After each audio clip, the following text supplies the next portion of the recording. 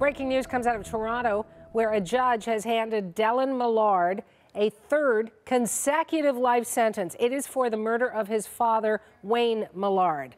The 33-year-old is already serving time for killing his former girlfriend, Laura Babcock, also for killing a man he had just met, Tim Bosma.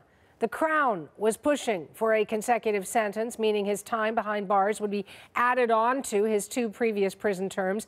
So today's decision means Millard will not be eligible for parole until he is 102 years old. CBC's Megan Fitzpatrick is outside the Toronto courthouse. She is on the story live. What did the judge actually say in that courtroom, Megan? Dellen Millard was found guilty in September, Suhanna, and so that means an automatic life sentence of 25 years with no eligibility for parole. What was being decided today was whether that sentence would be served concurrently with the other 2 convictions or consecutively. And the judge outlined her reasons for deciding that it would be a consecutive sentence and sort of the principles and legal precedents that she had to take into consideration, including the nature of the offense, the circumstances around it, and the character of the offender. And so she talked about how Dellen Millard was convicted of murdering his father, Wayne, in 2012 by shooting him in the face while he slept at his home where Dellen Millard was living. He talked about, or the judge talked about how Dellen Millard, there was a high degree of planning and premeditation for that offense, she said.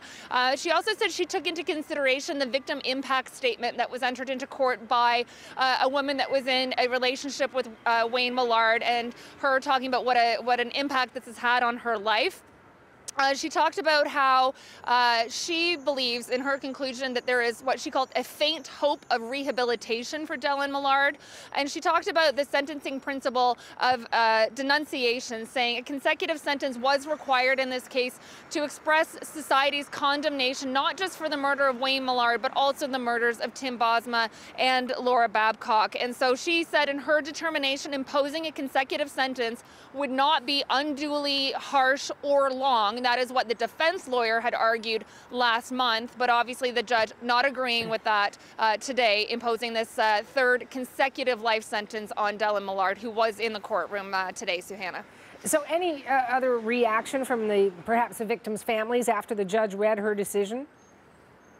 We know in the courtroom there was the mother of Laura Babcock, Linda Babcock. She was there throughout the trial, and she was there today to hear whether the man convicted of murdering her daughter would be behind bars even longer with no eligibility for parole. When the judge did impose her decision, she was hugged by her friends that were with her. They grasped her hands. As Dellen Millard was being led out of the courtroom in handcuffs, Suhanna, there was applause.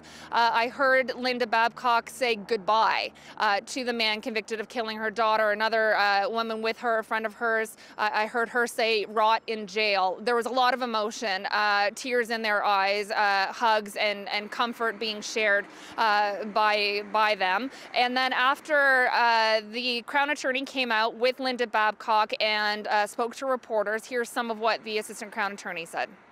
So relieved that Dellen Millard and Mark Smith have been held accountable for all of their heinous crimes. Unfortunately, this great day of justice comes after events that have devastated the families, friends, and loved ones of Tim Bosma, Laura Babcock, and Wayne Millard. Despite their devastation, these families have remained positive and hopeful for the future.